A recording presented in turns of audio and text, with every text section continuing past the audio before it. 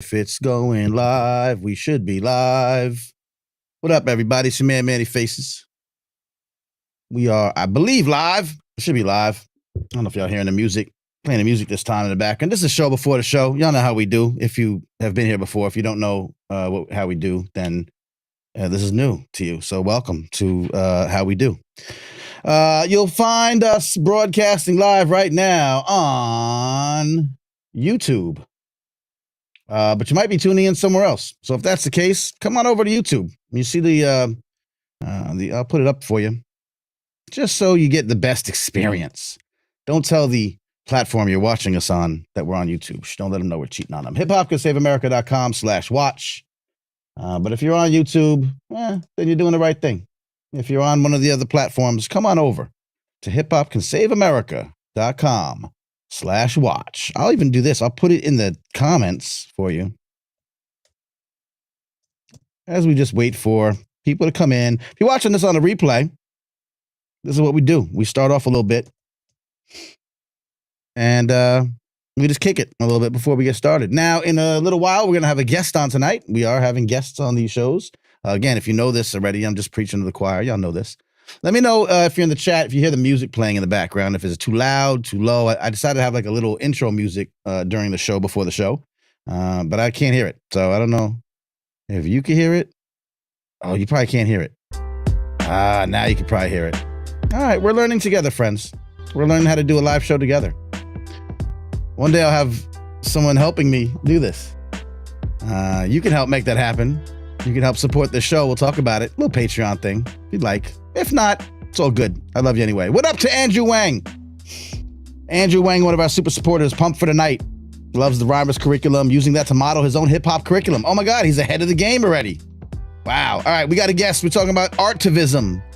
We're talking about hip-hop education. We're talking about pedagogies, all the cool stuff we like to talk about here on this wonderful program called Hip-Hop Can Save America. Let's get it going. There's enough for y'all here. You know how it goes. It's your man, Manny Faces, and it goes a little something like this. That's a red alert. Manny Faces. You sick for this one. Sick for this one. Sick for this one. The thing about hip-hop today is it's smart. It's insightful.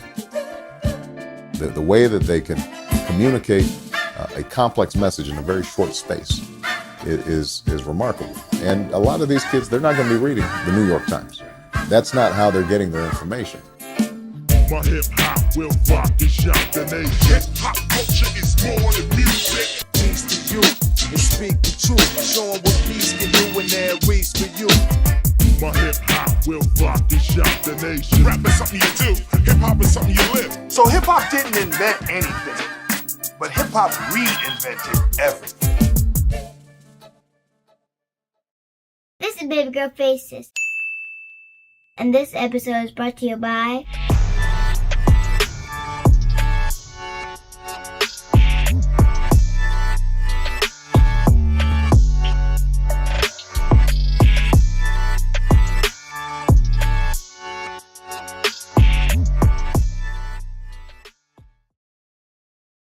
Yes, indeedy. We wrote graffiti on the bus. Hey, man, Manny Faces, rocking with you. Hip-Hop Can Save America, the live stream show.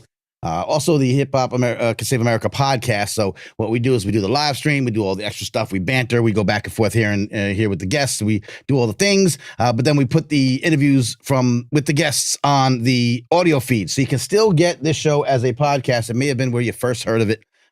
We may have first heard of me, or again, you might be brand new and you might be just finding out about this for the first time. If that's the case, very quickly, what we cover here, what we talk about here is all the ways that hip hop music and culture and those affiliated with it, part of the culture, by the culture, for the culture, find ways to help improve humanity, uplifting society, or the other way around. I like to say uplifting society and improving humanity. Got to get these talking points right. I'll never be a politician if I don't get these talking points right. And you got to point your finger like this.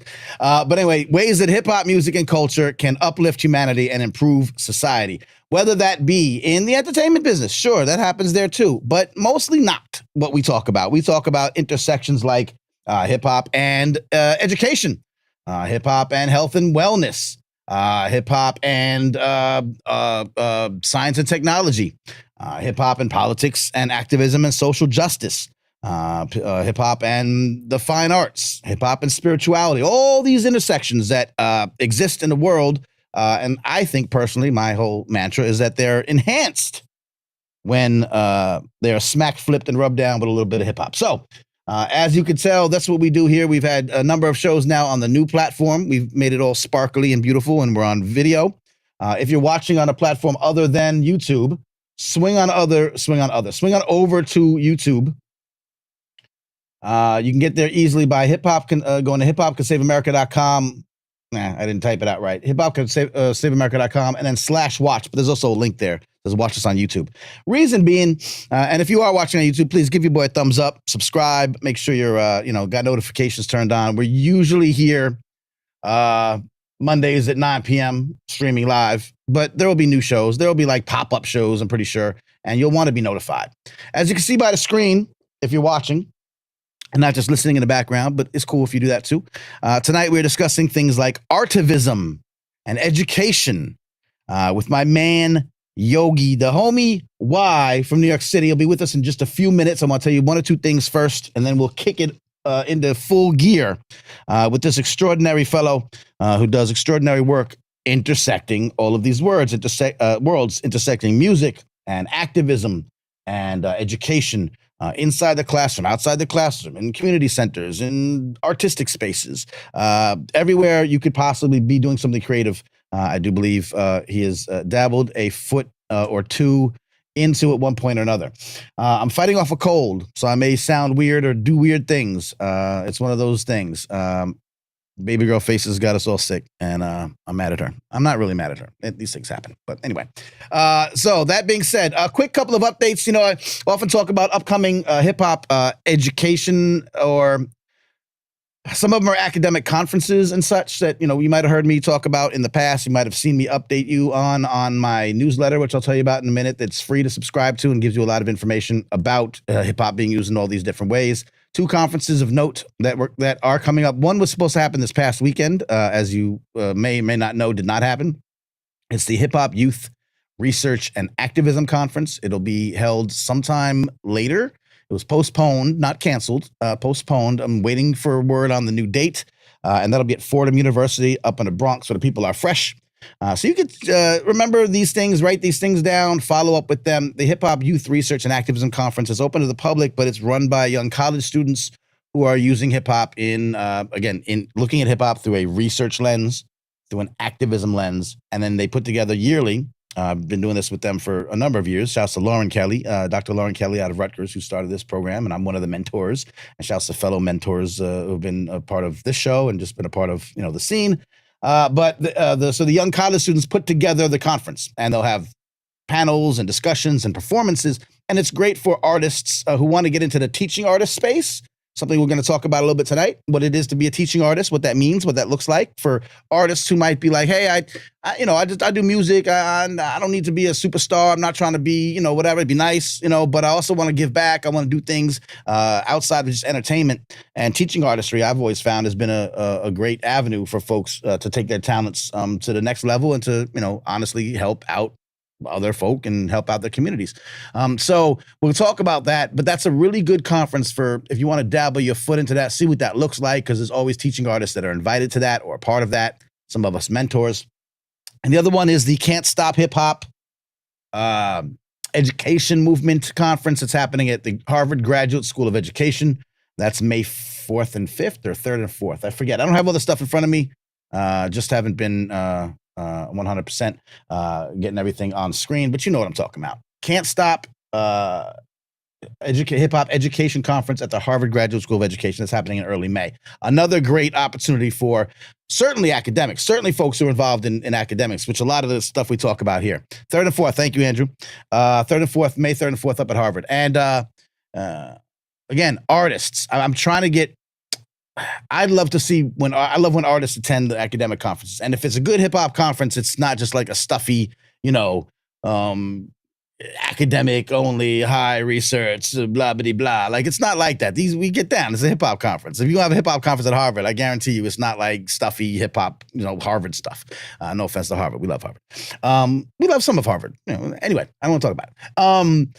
All I'm saying is that these are great places for artists to go to, fans of the culture who are looking for ways to get involved with the culture in these ways that we talk about here. So 2 conferences of note. There's others. A lot happen.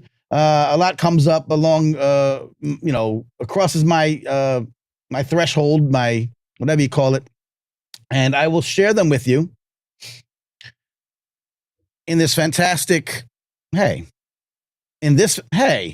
why are you not sized right? One of these days we'll get it together, y'all. And this wonderful newsletter that I have called Words I Manifest. You can subscribe for free to this wonderful newsletter that gives you information on all of these kinds of things. If you want to know about these kinds of things, these studies and activism and education and health and wellness stories about hip hop, I collect them, I curate them, and nobody really does this but me.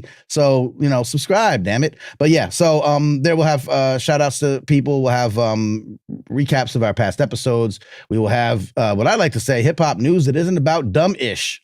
And we'll have links and be sharing some of that information as well. So I've given you the resources. This show and this newsletter, they are free. But like I said earlier, if you do feel so inclined, you can help support these efforts. Patreon.com/Manny Faces. I'm not even going to type it in a thing. If you want to do it, you'll figure it out. You'll know how to do it. So it's up to y'all. It helps keep the lights on. It helps keep me, able to do these things that nobody pays me for. Yet we're working on it. Once again, tonight, great show coming up. Good friend of the room, friend of the show, as they say.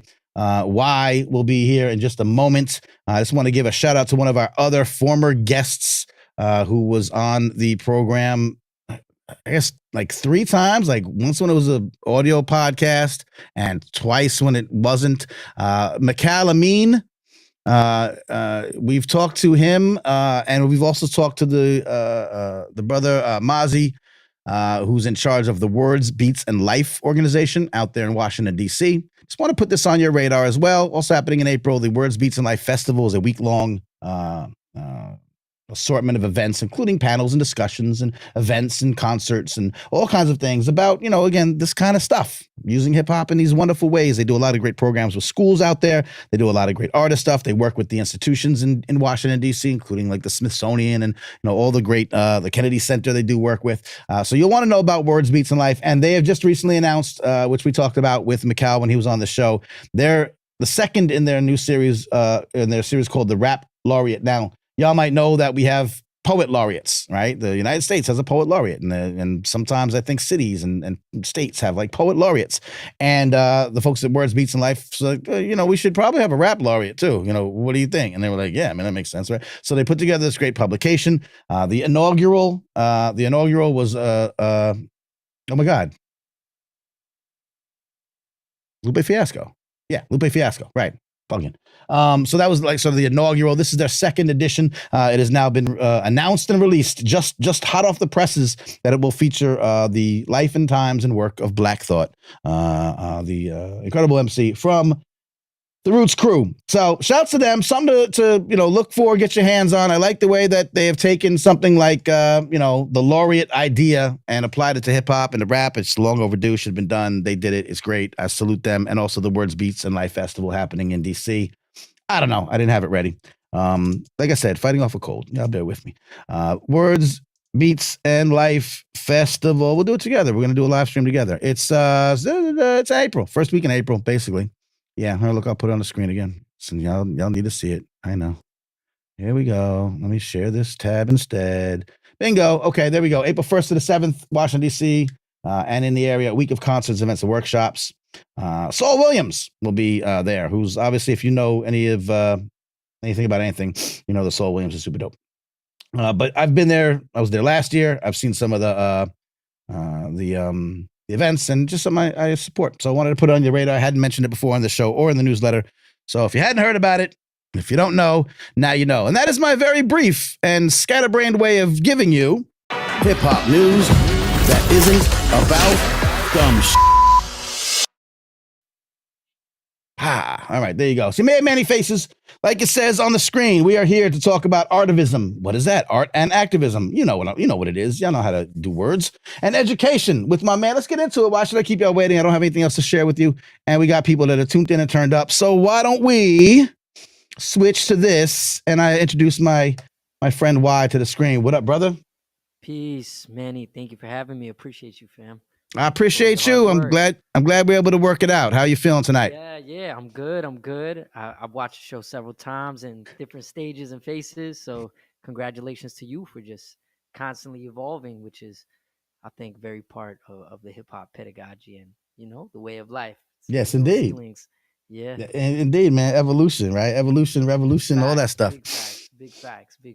I appreciate it. For the folks that are, unfamiliar with who you are and your work, I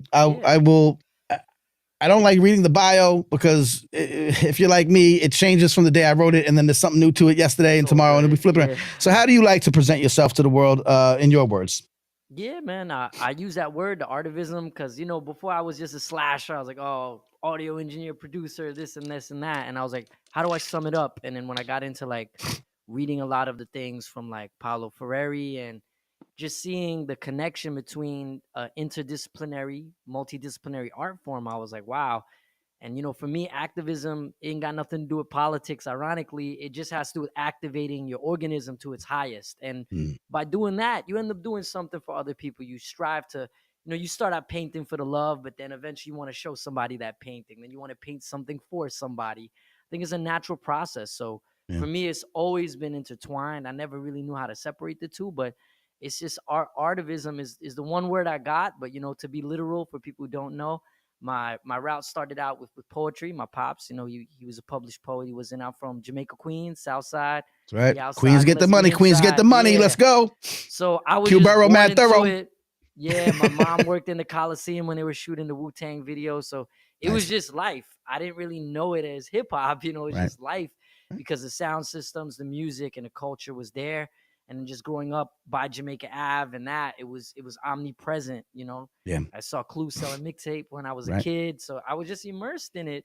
But yeah, the trajectory after that, the first thing I did was just I was writing rhymes. It started out, I got introduced to poetry. So I always say the first 4 bars I learned was the alphabet: A, B, C, D, E, F, G, H, I, J, K, L, M, N, O, P, Q, R, S, T, U, V, W, X, Y, and Z. People don't know that's 4 bars right there. So it's got rhythm. So when you could put something to rhythm, I did a lot of that as a kid. And then eventually just being inspired around the neighborhood and hearing people play beats. I'm from the era where they used to cipher. So I should just see people ciphering on Jamaica Ave. And it was regular. So one day I just kind of was in a cipher, just nodding my head like crazy. And then somebody was like a beatboxer was like go in, and then I was like no words, it was nonverbal, and that's what I think was really special. And then he just kept going like until I went, and I ended up just saying something that shut the joint down. And I was like, wow, I didn't know that like I could get a reaction like that. And then at the time, rest in peace, Fat Beats on 8th Street. I started going to get records at Fat Beats, seeing the ciphers, and then that led me to like the independent hip hop scene. Going to the shows, the dub and all of that. Shout out to EO Dub and the New York City Majesty, of course. Scene. Yeah, the New York scene that people don't know about. Obviously, I covered when I ran Birthplace magazine for a long period of time. Those institutions in New York City hip hop that even though the industry had moved to its attention to for good reason, Houston, Atlanta, and these other places that were popping. There was this underground, independent, not even underground to like the point where people think underground, they say it's a bad word sometimes, like underground, like we don't know who you are. No, this was an independent scene with a thriving ecosystem, movements that were happening. You were right in the EO Dub, Freestyle Mondays, The Lesson, all that stuff. Exactly. Just tell folks about that real quick, about that scene real quick. For your experience in that scene rather. Yeah, it's a New York City culture thing. So as a Queens cat, I was by the ENJ, shout out to Sutphin Boulevard. And then, I started looking for the records. Right? I remember I was looking for like, where can I get these records? Listening to underground radio at the time, the Bobito Show and those things. I was like, man, this is below, before I thought like the Locks was underground. I started hearing all this other stuff. I was like, yo, what's up? And then I looked where I could find the records, and then that led me to Fat Beats. And Fat Beats used to have all the flyers up in the spot. Shout out to DJ Clips. Of course. Then, Brown Bag All Stars, Brown Bag folk work there. I just would grab the lineup. All the flyers. I Mm-hmm. would grab every flyer. I would go home and get some bud at Lifetime on the bottom when we was $10, and then I would just go to whatever was there. And then I just started rocking open mics strictly off the top first. And then I noticed, I was like, oh shit, they got CDs. They got this, they got that. This venue's connected. This cat that I saw spitting the same song. Oh, wow, they got recordings. How do I get recordings? And it's like you start to follow the rabbit hole. So for me, going to the venues, particularly Lower East Side at the time, Lower Manhattan was where the hub was. Right. And then started going to the steps of Union Square. And then when I got into what was called Cypher culture, yo, you want to come to this? Red Lion Cafe, boom, boom, boom. Right. Sullivan Hall, the venues, the old Knitting Factory in downtown before it crossed over to Brooklyn. And then, I just started going to everything. And because I'm from Jamaica, I used to have to take that train ride like an hour. So I was like, it's a long train ride. I got to do something on that ride. Right. So I would always read a book. I'd always write a song. And I developed like a real good memory. I just had ability. So I would just remember something and then I would go in. And my whole point with the freestyle, I don't do so much of, yo, there's Manny Faces. He's got the hat. Let's bring it right back. I would always try to make it like a song. Like Hat on My Head. You heard what I said. It disappeared before the moment I was dead. I always wanted it to sound like a written. Right. And because I didn't know, I used to just strive to make it look like a song and feel like a song. And then a DJ friend of mine, shout out to Kwame, he basically saw what I was doing and he was like, dude, you're on another level. And he said, I want you to come to New Lots in Brooklyn. And he's like, I want to record you. And I was like, all right. Now, at the time, CDs was out, but he took me back on the cassette deck. Wow. He ran it turntable style. And it was like a moment that changed my life because I had to go and get a tape player. The Walkmans was done by then, but I had an old Walkman. Right. And I had this cassette and I heard myself recorded. And he was just blending instrumentals, switching it like on some real DJ.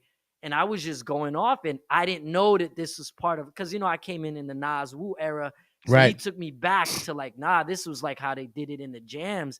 And he's like, bro, you just made an album. And I was like, what? And then he was like, nah, he's like, you think of choruses, songs. And then I was like, wow, okay, the Cypher was the first thing. Then recording and hearing myself back was step 2. And then I just ran through everything, and then going back to Fat Beats, first record, shout out to Eclipse. He put it out in there. And then he invited me to do the halftime show. And then it was very like, okay, boom, he asked me to do it. And then I did it. Somebody heard me on the halftime show. Right. It just starts to open the door. And then for me, I kept going around the scene. And because I wanted to do something for the community, my mom always did things community-based. So I was like, I want to do something to help. So when I started doing my shows, I would always tag it to, and this is the origin of my Artivism, let's do a clothing drive. It's winter. Let's do coats. Right. Or, okay, let's do canned food. It's feed people. I would always say, let's just not just do the music because it was a way to separate it. And then, of course, teachers started coming to the shows. And then they would ask me, like, could you come to my school? And then I started volunteering. And then long story short, the volunteering led to people paying me. As a kid who never went to college, I went to audio school. I did a 9-month trade school. Nice. I went to audio school to learn to record so I could do that. And then from then I got blessed where teachers just started saying, I'll give you $50 an hour if you can come. And like as a young cat, I was like, I'm getting $50 an hour. You couldn't tell me nothing. Right. Then I got in, and then it is a lot. Turned to 100, and then like after that, I was just like, and I worked with any and every organization I could because they would just hear the music and then they would ask me to do it. I never intended on it really, but I did care about serving community. It's a long story short, but we're gonna get more into that part of the story because that's important. But also, it sounds like a lot of this was certainly like organic. Like you weren't necessarily saying, "I'm going to be." This is the path. You're just taking it as it goes. By the way, shouts to the people out here that hip hop helped succeed in life who don't have a college degree. Because that's how some of us get by. But who education is a very big important part of our lives. My dad was actually a distinguished professor of sociology.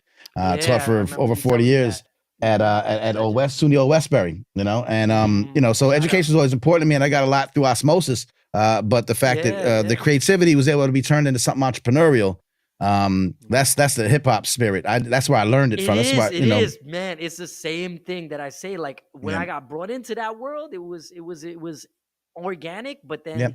that's why I say hip hop was a pedagogy. I didn't know the word pedagogy at the time, Right. but I learned that I was navigating the same way I learned to navigate in the Cypher, the same way I Yeah. learned to navigate and talk to a venue and then go into the venue and host an event. So like that Right. entrepreneurial spirit was with me because I didn't have it in me to like go work for somebody or anything. So But you did though. it Tell was me about a there. little bit of the so now you're saying, okay, I'm an artist and that's cool, but I'm also sort of an event producer or a host and I'm working Yeah, and now yeah. I'm sort of a connector and a dot connector. And then you said, like you said, you wanted to start doing something purposeful along the way to Yeah. say, well, how can I give back with this skill, with this visibility that I have? Yeah. You did work with some organizations. You did kind of Yep. dabble your toes into other Yeah, for organizations. sure. What were some of them that were good you want to talk about, and what were some of the challenges I know I've heard before you say that you were having some challenges with some of these organizations as well, trying Yeah, to for sure. put together some of the ideas you had. Give me some of both of that. Man. Well, thank you for asking, Manny. That's a great question. Yeah, it started with the love of the art, right? I just went and did it. So same thing when the schools asked me to pop up, I'd be like, they're like Tuesday for an hour or two. I was like, I'll come by. And Right. then, but what I saw, Manny, which would change my approach as an artist, which I always give credit to the work, is I saw these kids do it. And I was a little late with it, with the blooming, but when I went to that school in the Bronx, it was on 3rd Avenue, 149th Street, Elijah D. Clark Middle School. Mhm. They slice up schools now it's South Bronx Prep and these other things. Sure. But I went in there and those kids, I was going to the hip hop scene that we spoke about earlier. And then I saw what these kids were doing. I was like, yo, they're on something. They're not even looking for any reason except to express like the deepest thing. And I was like, something's here that isn't here. Because, in the other scene, there was just people trying to make it, right? Some Right. people Trying to would get do on. what Yeah. they got to do. But like these youth were just doing these songs to like deal with life. And they wanted to sing. They wanted to make beats. They wanted to play instruments. They were Right. very, as kids are, you have Sure. your father, you have children. So, they just wanted to be so interdisciplinary. And one day they'd want to do this or that. And I was in there and I'd be like, yeah, sure. Whatever you want to do. Then I'd be like, okay, let's look up what this chord is, or let's figure out how to make this. And then, when drum patterns changed and production changed, they taught me. And then what went down is I started volunteering. Shout out to Rosa and Urban Art Beat. That's where I think I first talked to you. That Very was possible. my first very, very introduction to it. And then from there, Urban Word is, Mikal. Shout out Yep. to Mikal. He worked with me on Nile. Shout out to Nile Emerson. Mhm. He was doing his thing. He did the Let the Beat Bill with NYU. He brought me into Clive Davis. Then I started doing the things at NYU. And then because I had the audio engineering background, I worked at Electric Lady. And then I had that. I was a deep behind the scenes cat, and I was obsessed by knowing how do they do it? How Right. do they do it? And I just want to know, well, whoa, snap, this is Questlove's drums on these D'Angelo records. Oh, I started getting into low-key ethnomusicology. I started looking at, where did these samples come from? Oh, this is Curtis Mayfield. This is Ahmad Jamal on Nas. Right. And then I'd be like, that's a Fender Rhodes on that. Or that's a Steinway Right. Grant. I'm just kind of a geek like that. And I just started keep looking. And I think, one thing kept leading me to the other, bro. Right. And it was real big. And then long story short, once again, it goes deep. I started working with a lot of nonprofit organizations, some that no longer exist, like Bridging Education and Art Together. And I got to an amazing level where I honestly was able to pay like New York City rent and get a car. Like I didn't even know how it happened because I just did it. And I cared about community. And I got to thank my mom for that because what were some of the things?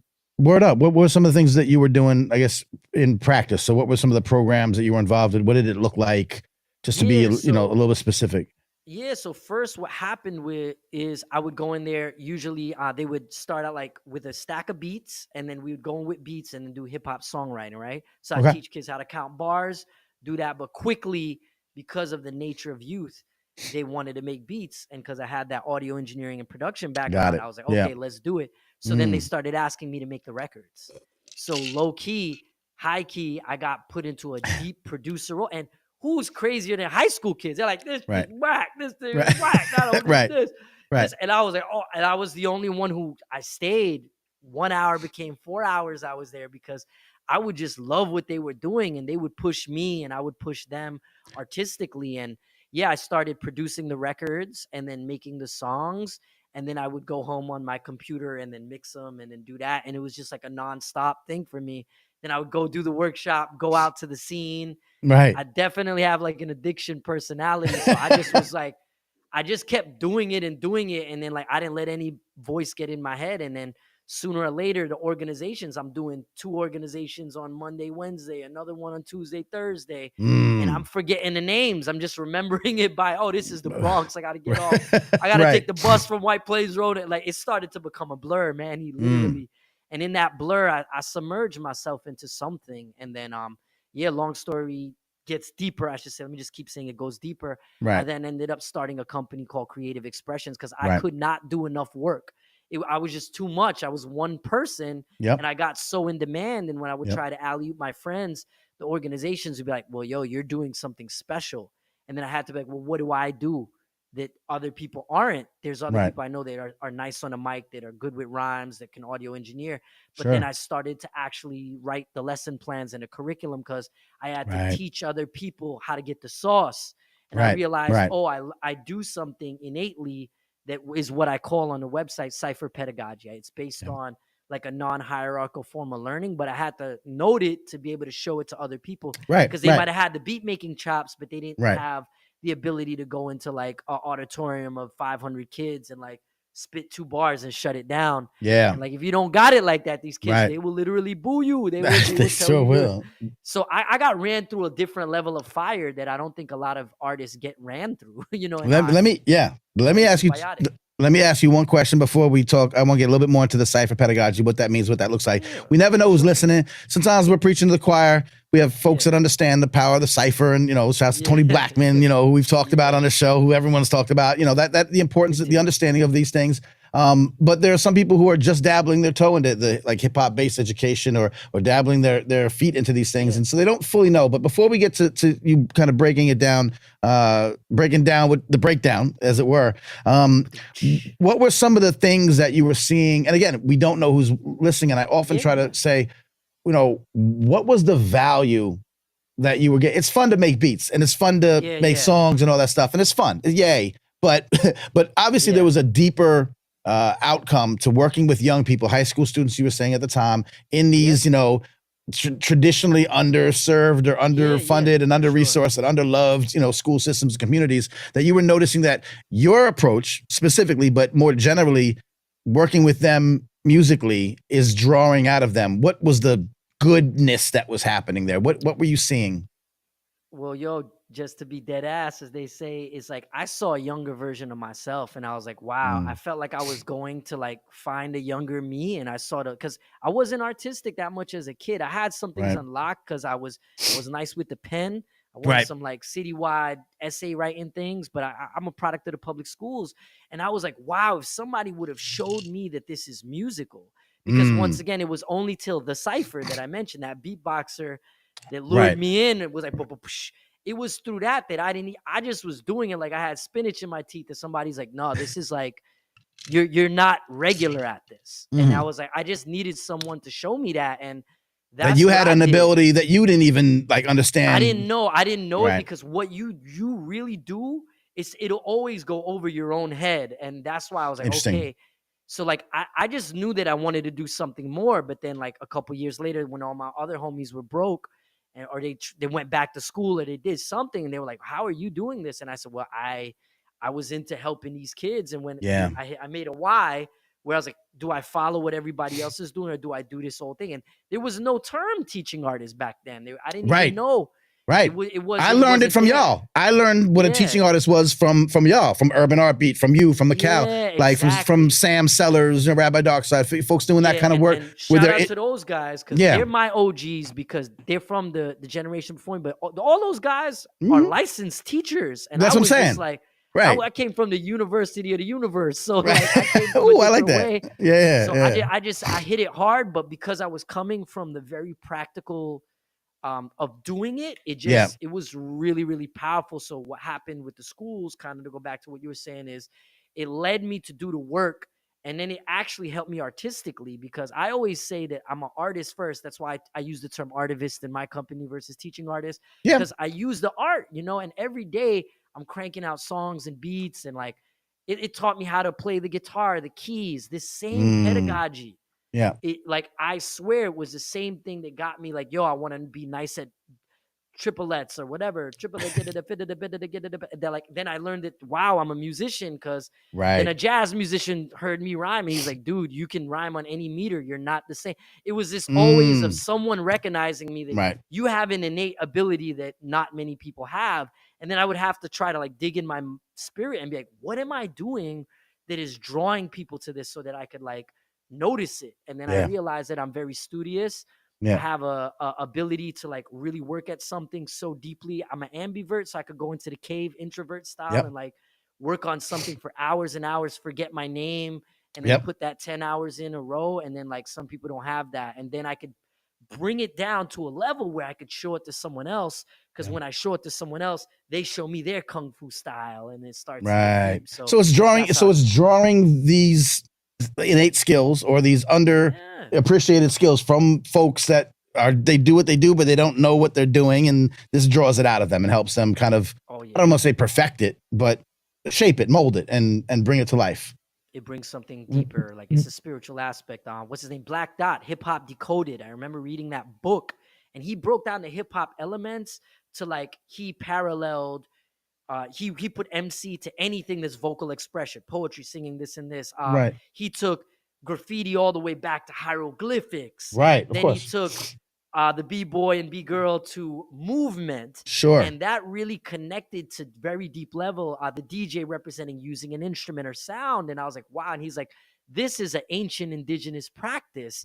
And I love that book. And that, shout out to Black Dot. That book really helped me kind of see hip hop in that broader lens, like, oh snap, jazz came. And then I started understanding literally Black art forms that are inter and multidisciplinary create this style, whether it was blues, gospel, jazz, any of these things that are historically coming from oppression. And then that's when I drew a line to everything. And I was like, wait a minute, it was like the Matrix. I was like, I could learn anything. I was like, I could teach myself the guitar. I can do this. I can learn how to sing. It's insane. That's brilliant.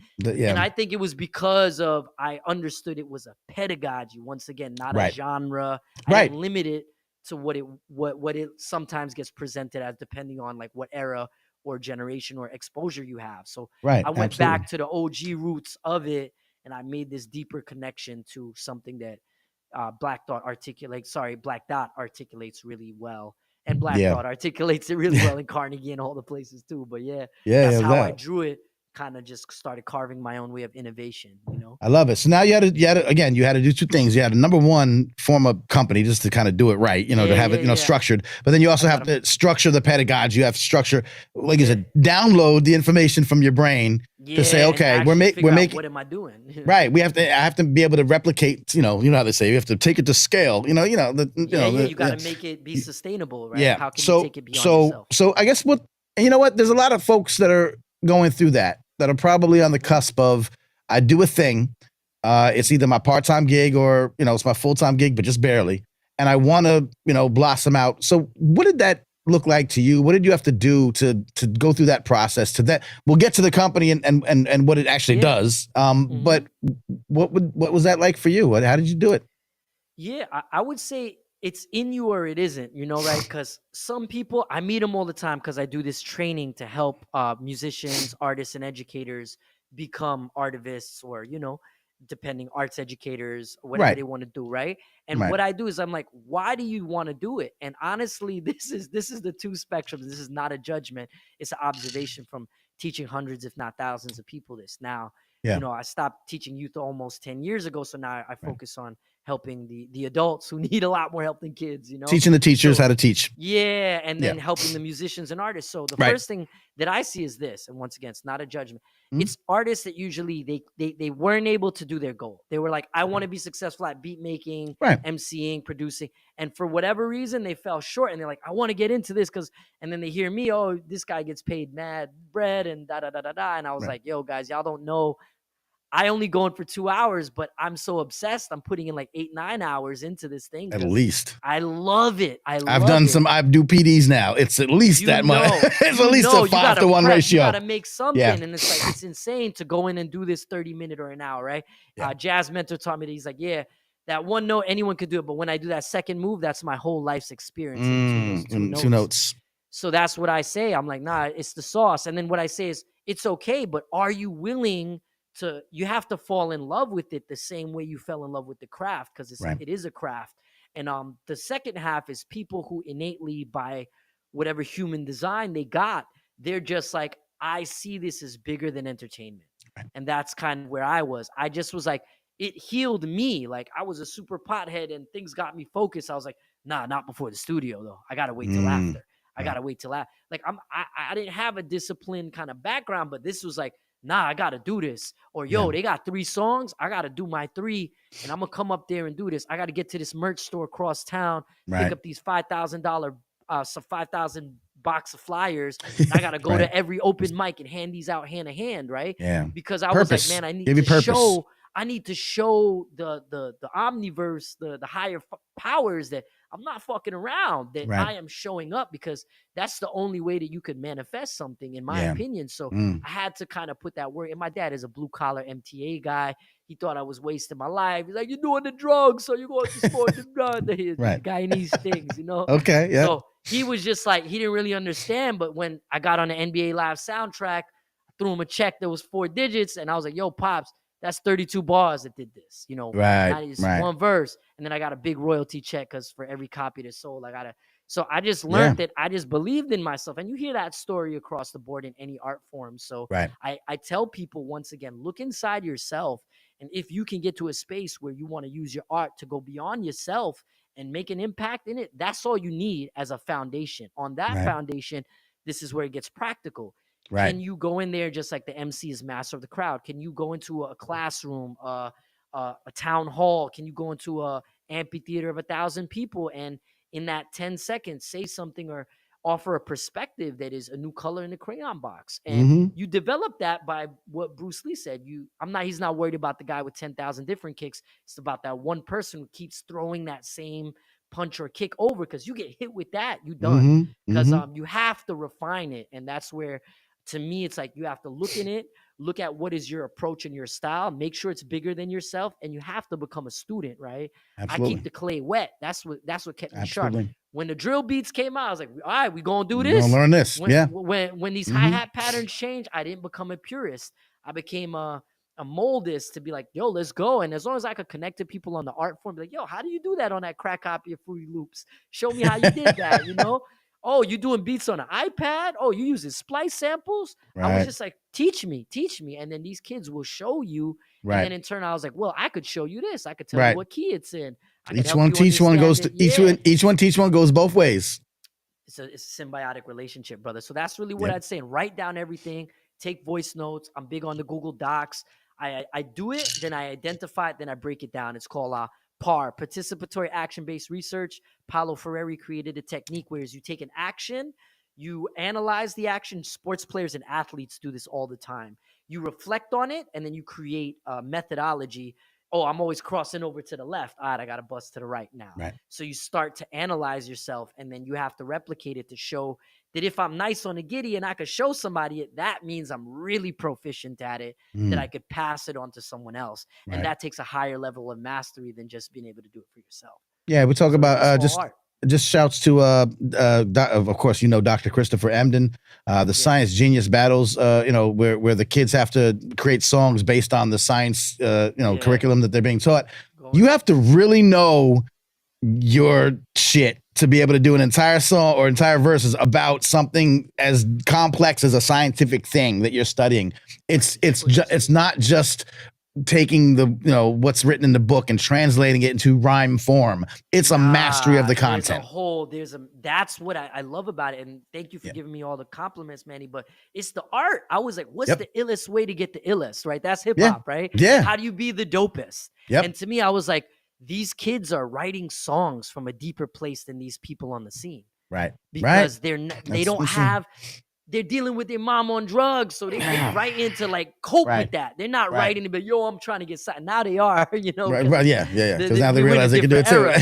Yeah, but like now it's the bar, you know. And some still are. Little kids are still are. Absolutely, 100%. But you know, I met those kids in the Bronx, and they were coming from a space that deeply inspired. Like I went home and my pen was on fire. I would wake up. I love it because you know I would have it, man. We have too many, as you know. We have a lot of folks that are older than you and some older than me. You know, who are discouraged by the youth and the youth culture within hip hop, and there's a lot to be discouraged about. But as I like to say, we can't throw away the youth culture with the mumble bap rap baby with the rumble bap bathwater. So it's good to say that to always keep in mind, and this is the inspiring part of what you're saying, is when I worked with the youth, I learned from the youth.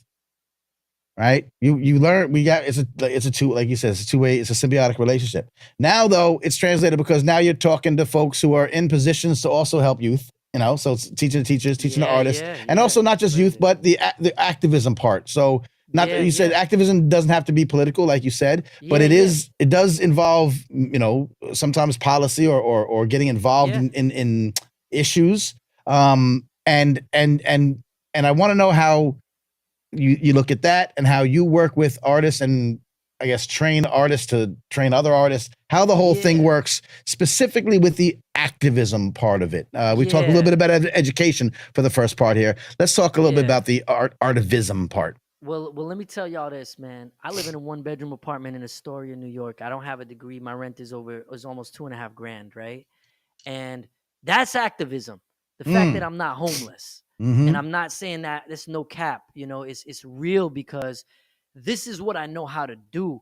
And I just show up every day to my craft. And then I'm just like, honestly, I'm like, the universe is going to see what I'm doing. I pretend and I know there's a record button watching me all day. Whether I do something I'm a little embarrassed about that, we're all balanced. But Manny, this part to me, that is why I say it's activating your organism to its highest potential. I was like, yo, I'm gonna be on Manny's interview. I know you even wrote on the email, you could come in a little late. I'm like, nah, I'm coming in early. That's that mentality. I'm like, nah, I'm gonna come in. I'm gonna blast a post of it. I'm gonna make sure I shout my guy out. It's that etiquette that to me is activism. It's just like thinking beyond yourself, because abundance is a state of being, right? And it's to be like, yo, my man's just putting me on. He's giving me opportunity to say something. I'm just blessed that people even care to hear, even if it's one person. That's how I feel. When someone invites me to talk, I'm like, oh, thanks. I'm gonna treat this is the garden, bro. This is the garden. If you really put that in your mind, it's imagination. And if you look at hip hop, meaning the original way it started, it was young people. These were 14, 15-year-olds grabbing their grandmother's records. They didn't know what they were doing. They were building a bridge as they crossed it. And then it became a multi-million, billion-dollar thing. But the foundation can never be removed, which is based to me on a freedom of oppression, which means they took away the music programs from the schools. So then now it was like, how am I going to get access to this? So I'm gonna listen to I'm gonna take my grandma's records. You know what I mean? The blackout happened 73. They started snatching equipment. Yep.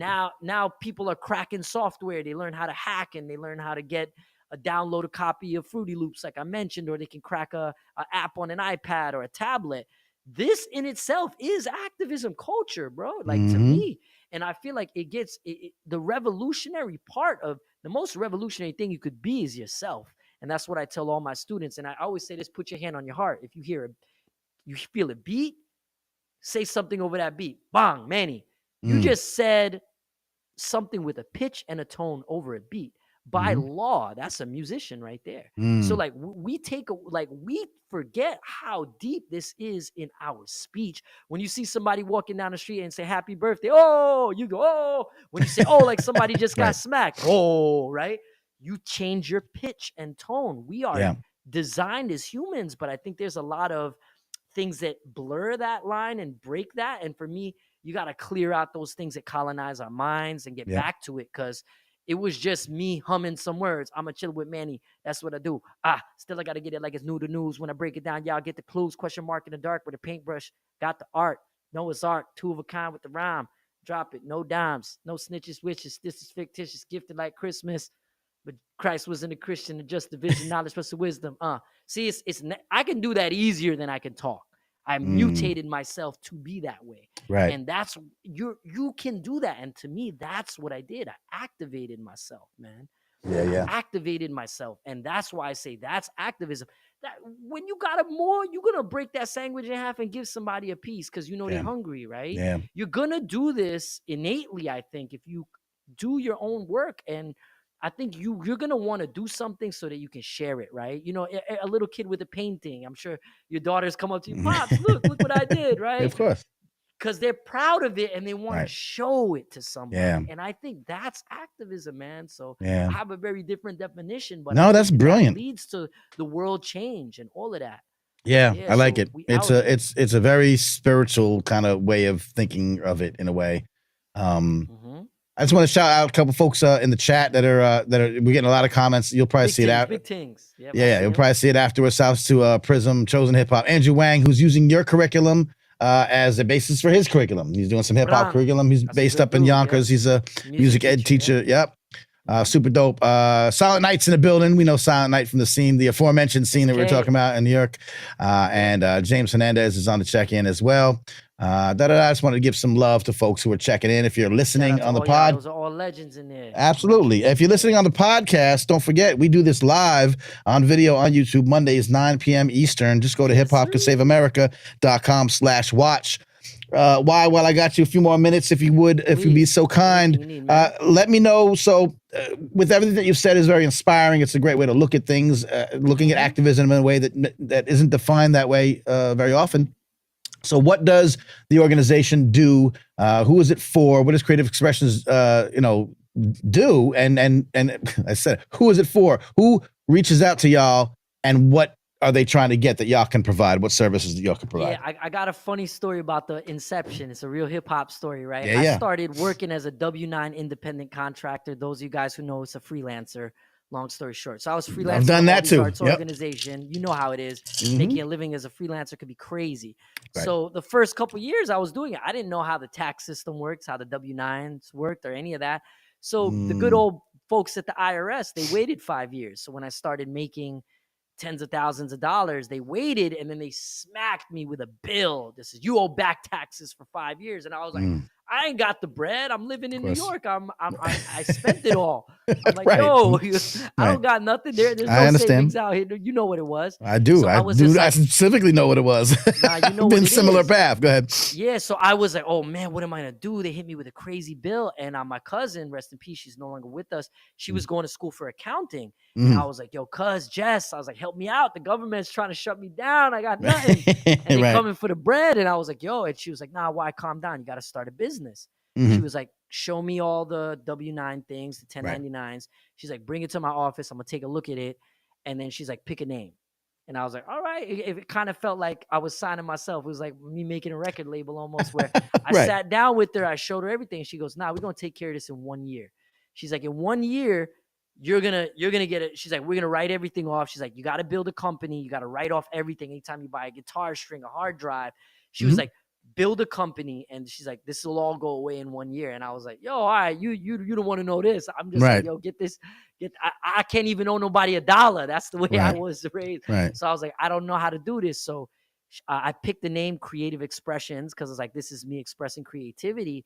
And long story short, once again, I founded the company just as a way to kind of handle my taxes and work as a freelancer. And then sure enough, when I could not do enough work, I was like, well, let me try to ask two of my homies that make beats and write songs if they could do it, because I can't do this gig in the Bronx. I'm at this one in the we can't be in two places at the same time. Right, I get it. So okay. That's what happened, man. And it started, and then so not a bad problem to have, but it's a problem. Yeah, it was just it was growth. And then I was like, I wanted to do more of my artistic work, and I was like, now I want to learn more about music, composition, theory, arrangement. I just wanted to get more deeper down the rabbit hole as a musician. So I was like, if I could give these cats these gigs. And I remember I started at 50. I was like, if I could get them to the level where I started at and help them, I can do it. Then I had 2, then I had 3. Now I'm up to 35, man. Yeah, you got a roster. Yeah. I got a big roster right now. We do our best to find work. And then I come in doing a lot of the musical directing and then composition arrangement stuff. So I come in as an artist, high key. So like I put myself, and anybody who's able to want to do it, I look at them as just like the way the kids were the younger version of me.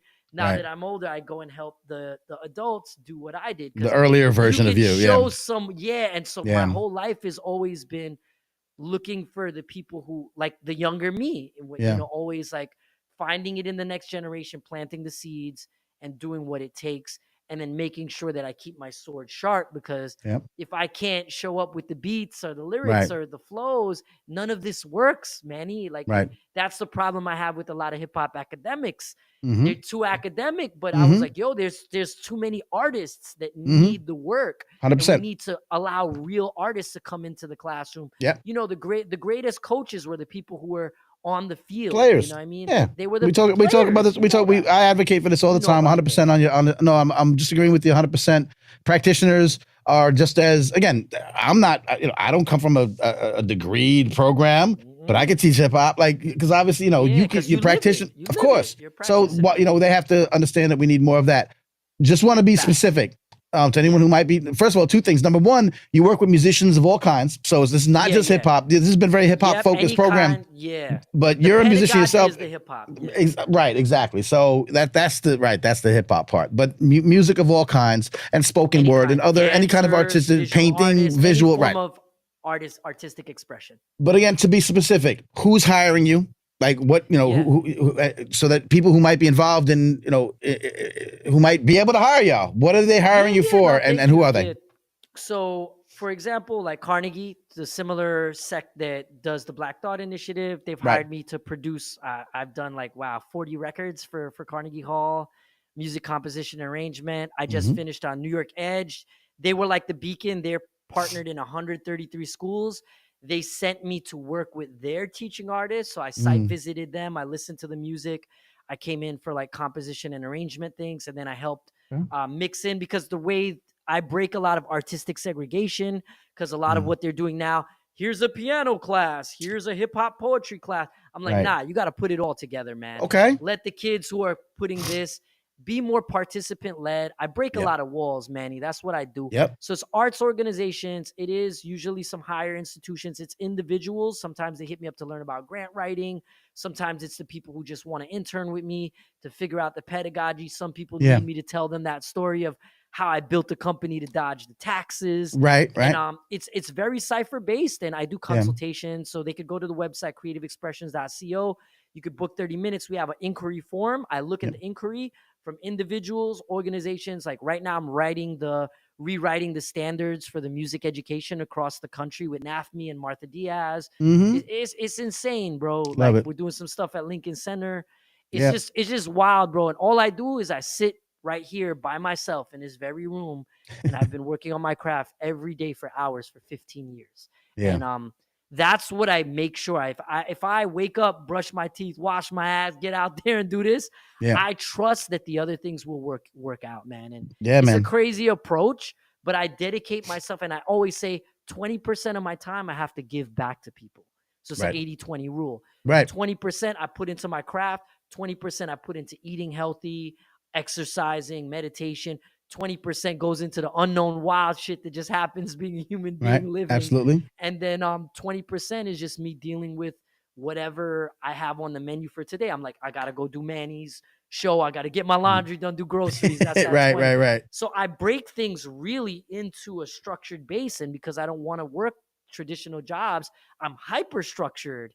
So it's like I have a crazy. That's like you should see the stuff I do. I was like, yo, I'm gonna spit for like 2 minutes straight before I go into this thing with Manny, just because I gotta juice myself up the same way I would do for a show. Love it, because it's an energy thing, my guy. Yeah. Like, that's it. No, I love it, man. It's I could and we can learn from you. Like I'm in a similar boat. I work for myself. I run my own company. I try to stay motivated, and because it's tough sometimes. Hard, bro. Hard, man. What we do is real hard.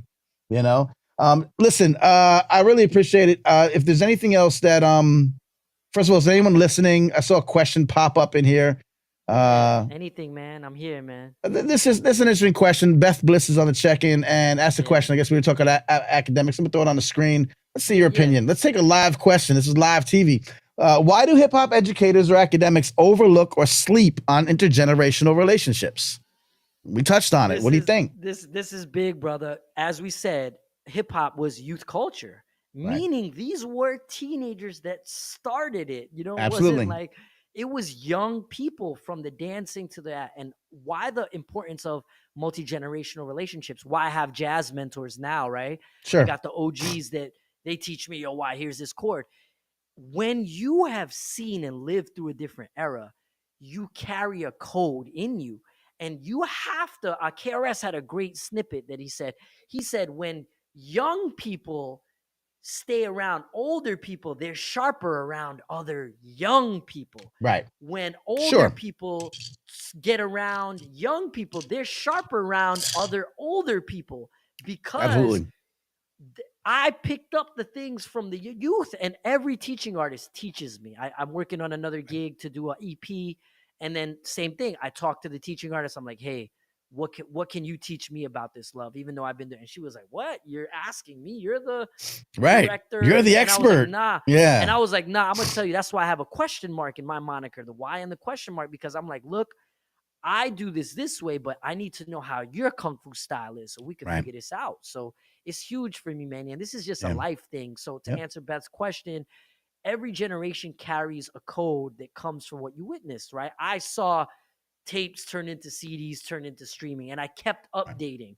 I saw my MySpace going to Facebook, going to the Spotify's and whatever. And I just keep adapting. So adaptability is required. And as long as you're alive, that's what keeps you, like, Manny, you're still young at heart because you keep on growing. I've seen beautiful stories. You talked about your college age children. And of course, how you're in the South, you're down in ATL, right? You see, life is a lifelong journey, man. So if you're not evolving, and to me, the essence of hip-hop pedagogy is to be an ever-evolving thing. Right. As I often say, it's very tough to try to put in a box something that's not supposed to be in a box. And it's very nature. Right. Yeah. So that's how I feel. I could build with you for days on this, man. Yeah. No, I get it. I appreciate the question. And I think that the question is also touching on like that ivory tower, approach that we have to break through.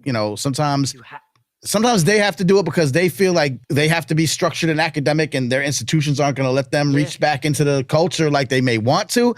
So, and it's we talk with hip-hop academics all the time who have to fight that need for validation versus F that validation. You know what I mean? Like, we don't always want to yell validation. We don't care if you don't accept our culture and our participation. That's what I'm saying, right? So, but then we also be like, I mean, it's not a bad place to be if we can get there on our terms, and our meaning the culture. I've heard you say this, Manny. I got to give you your flowers for this. This way of thinking, whether they use or know the word hip hop, but this pedagogical approach of a cipher is changing the face of everything we do. Look at you and I streaming, having this, right? I'm like, yo, I'm gonna make sure I get on the headphones with the SM7. We get on the Mike Jack mic. We out here. We're gonna do this right. This is my guy, right? Sure. See, it's that mentality, right? To say, yo, I'm gonna show up for this dude like you are the president, bro. And like that's beneficial to me to treat you with that respect. To be like, yo, this dude is caring what I have to say. Right. I'm going to promote him. I told people, I even put a post, yo, even if you don't watch, go subscribe to my guy's channel. I appreciate it. That costs nothing, bro. Right. Nothing. But that mentality is everything. I don't know how I pay the rent, but I do it. And I swear on everything is because I treat people with the same level of respect. And to me, that comes from something that is innate to us that we forget. Because come on, man, no views. If you're a dick, people gonna remember that. Right. You know what I mean? 100%. They don't. You're not gonna be well liked in the cipher. You're not gonna be well liked, bro. The cipher regulates it. It regulates. It's peer review. Self-regulating. So what I gotta do? I just gotta show up, embody it, and be authentic. Right, and be authentic and respectful. That's right. That's all I got, bro. And I tell people it's simple but not easy.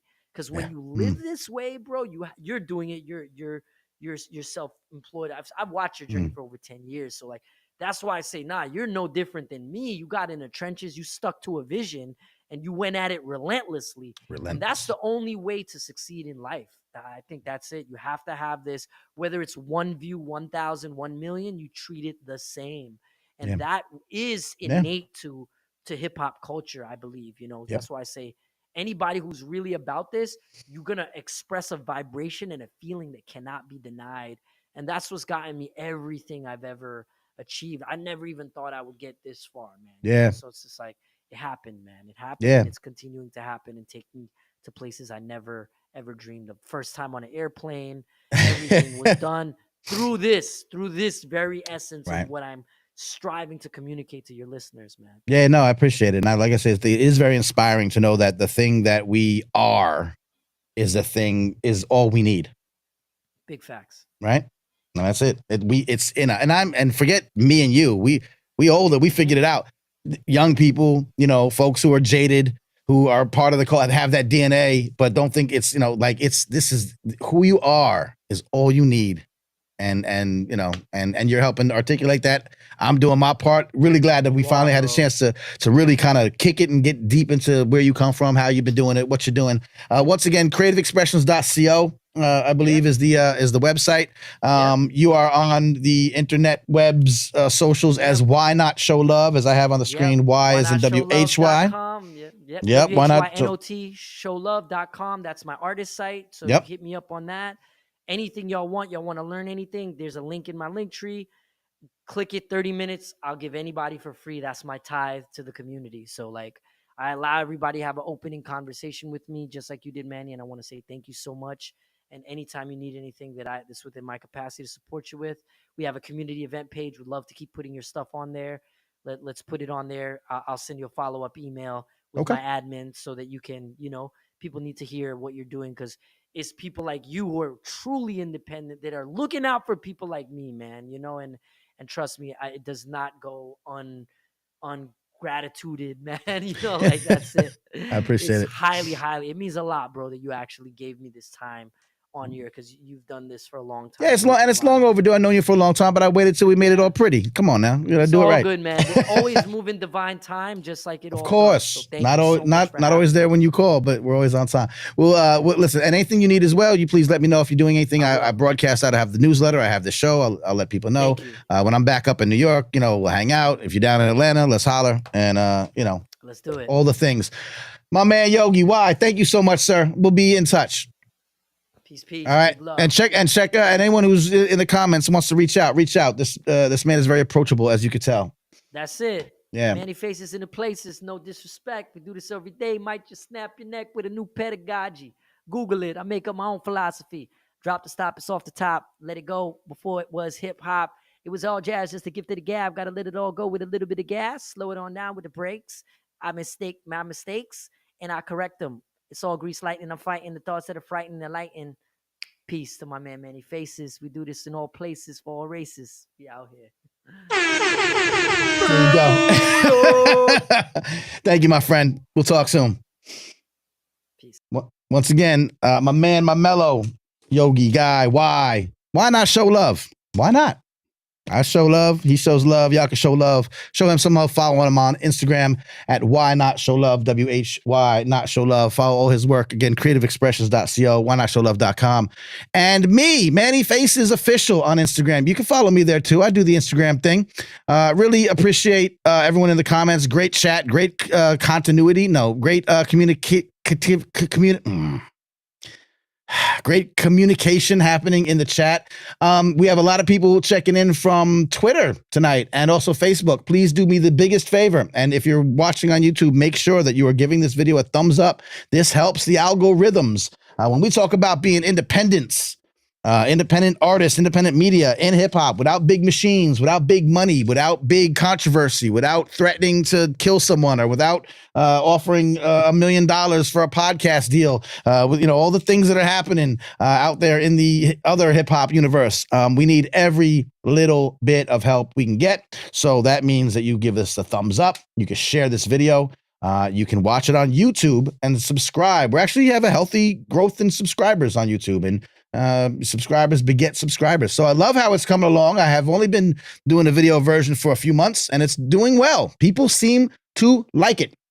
So I wasn't supposed to be on this week. I was supposed to be in New York, and I would have not done this show. First time since beginning of the year. But the event got canceled. Do stick around and find out more about the conferences that are happening, including the Hip Hop Youth Research and Activism Conference that'll be happening in New York sometime, probably next month, they said. I'm not sure, but we'll see when it gets rescheduled. And again, the Can't Stop, Won't Stop Hip Hop Conference at Harvard Graduate School of Education. Why I mentioned the Lincoln Center.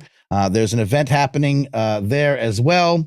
April 5th, is it? Fresh, Bold, and So Deaf. I got to check it out. My memory's not going to carry me all the way through. But I think that's happening in April. And it's a celebration of women in hip hop. So if you're in New York City, Lincoln Center, blah, blah, blah, check that out. Also, I will have all kinds of events like this, all kind of news, links to stories, definitely stuff like what we talked about tonight on my free newsletter. It's called Words I Manifest. The name isn't important. The website is mannyfaces.substack.com. Please subscribe to that newsletter. Give it to you every couple weeks or so.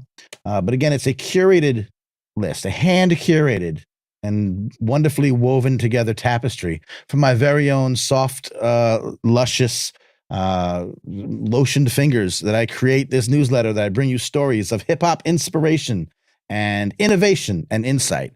Sometimes they're not from our hip-hop media. Surprisingly enough, they're almost never from our hip-hop media. Hip-hop media doesn't really care much about the things that we talk about here, but we do. And sometimes I'll find them in an education publication or in mainstream media. Sometimes they go to a local organization. I know folks like Y get interviewed sometimes on other podcasts, and I try to share these things with y'all because they're very difficult to find unless you're obsessively scouring the internet like I do and have 58 Google alerts for all kinds of things. And bring it all together. So again, mannyfaces.substack.com.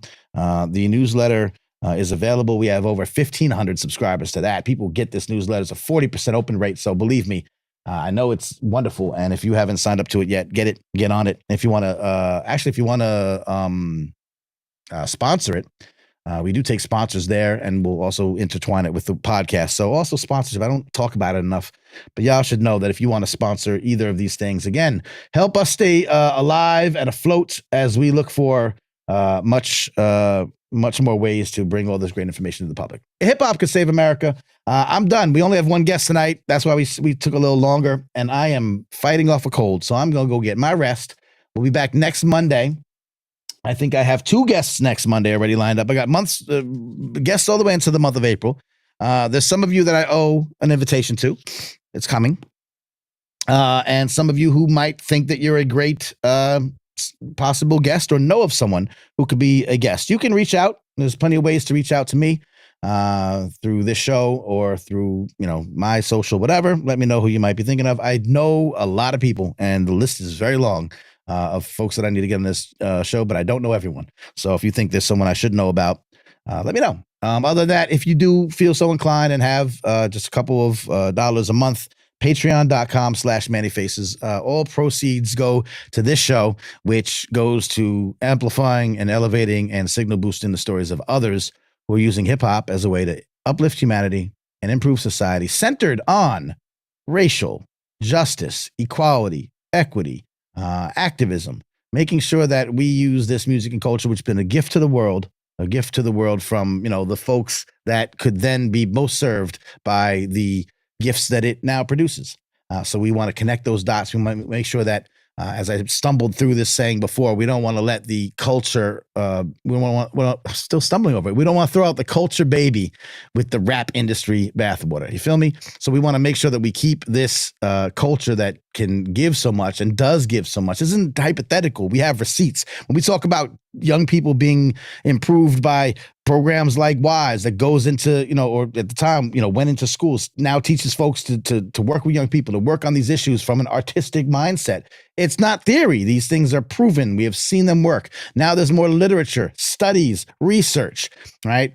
We talked about Harvard before. Shouts to the Nas Fellowship that has research fellows that are looking into, shouts to the HHYRA conference out of Rutgers. Shouts to Dr. Lauren Kelly, who started the HHYRA conference and is now a fellow at Nas Fellowship at Harvard. Wow, it's all connected. These are folks that are doing this work, proving it, writing books about it, writing literature about it. So we satisfy the ivory tower folks that need that kind of validation But we're also out here in these streets doing panels, doing discussions, doing podcasts, out here, doing PDs. I'm doing professional developments too. I'm going into schools and talking to teachers. People like why everyone who we talk to on this show is doing this work. It's not, it could save America. It is saving America. There are things that are happening on the ground politically, socially, economically, racially, educationally, in technology and industry, where hip hop is making an improvement to what exists already. Now, a lot of people don't want that to be the case. They don't want equality. They don't want equity. They want this music just to be dumbed down and stupefied and continue to do all the things that we complain about. And a lot of people will just say that's all that hip hop has to offer these days, even though they're from hip hop, because they're so jaded and so angry at the direction of the mainstream or the commercial aspect of it. And they themselves, we see this all the time, don't know enough about what we are amplifying here. The only way to continue to amplify the amplification is to help support these movements. I say all the time, ballet wouldn't exist if it wasn't people donating, philanthropizing to ballet. Now, I'm going for some big fundings, and hey, why can help me with some grant writing? Damn it, we can get this show, bigger and better. Let's go. And we're going to do that. In the meantime, help me out. Patreon.com/Manny Faces. I see a lot of people that have shows and writers and all these things, and they're being subsidized by the people. I'm putting in a lot of work. Let me know if you can do it. If you can't, it's no problem. Still do it. I will healthily obsess over this, as why I said it like he does. I will continue to do it no matter what until I have no breath left in me. But if you can, Patreon.com/Manny Faces. Thank you to our current supporters who have put in. One of them, Andrew Wang, who's always here. And again, follow him, follow his work. Why his curriculum is being used by Andrew for teaching music, to a hip hop curriculum. He's up in Yonkers. There's so many wonderful connections that happen in and around here. Was just part of a panel, Women in Hip Hop, not part of a panel. Andrew was in the audience of a panel. It was being run by AJ Woodson, longtime hip-hop artist and journalist. Women in Hip-Hop. One of the panelists was Dr. Toby Jenkins, who wrote a book called The Hip-Hop Mindset, which is right up there. And since it's Women's History Month and hip-hop and all that, was invited to be a participant on that panel. And they heard about her from this show here. So we're doing good work. And it's spreading and it's amplifying and all that happens. So if you can, patreon.com. Thanks to the folks who are helping out. Silent Night, who was in here for a minute earlier. My brother from another mother. Mark E, Jesse G, Toast with the most on the bass. Nicholas S, Brianna C. Yeah, I can freestyle too. Trust me. Brianna C, Steffi, Catherine Morgan, Andrew Wang, of course, Dr. Raphael Travis, the healing power of hip hop, who again, we talked to on this show and is just doing all the work that doesn't need to be validated. We out here doing it. Patrick and Chris J, and also Adam Cruz, who's also a wonderful hip-hop based educator. So if you can, that's great. If not, I need to see y'all names on the newsletter, mannyfaces.substack.com. Make sure you're signed up for that because you get all kind of information that's helpful and inspiring. It's inspiring. This stuff is inspiring. I love doing this work because when I meet people like or folks that are doing this work that I have on the show, I'm so inspired because I love the music and the culture and the people and the brilliance. We talked about I've talked about the New York independent scene. Some of the smartest people I've ever met, some of the most funniest people, some of the most loving people I've ever met are like hip hop heads that used to be at Freestyle Mondays. Just jump on. That's how I know them. Just from a show in the city that we met and we became cool. Silent Night. I'm very cool with him. We worked on a dozen projects together. It's my guy. But I met him just by being in these hip hop spaces. So to me, the most wonderful people in the world are hip hop people. And the most wonderful things I see happen across industries, across disciplines, across fields, across generations, across demographics, across ideologies, across any border happens because of hip hop. So I get inspired when we have folks that come here and, feel the same way or can show some of the same stuff. So anyway, hope that inspires you. Anyway, I'm out. Now I'm just rambling. Yeah, that's all I got. I'll catch y'all next week. Monday nights live, 9 p.m. Tell a friend to tell a friend. Right now, thumbs up this video. Make sure you've shared it, subscribe, turn on notifications. And now I'm going to go see if the Knicks can beat the Golden State Warriors. Peace. I'm out. See Manny Faces one time for your mind.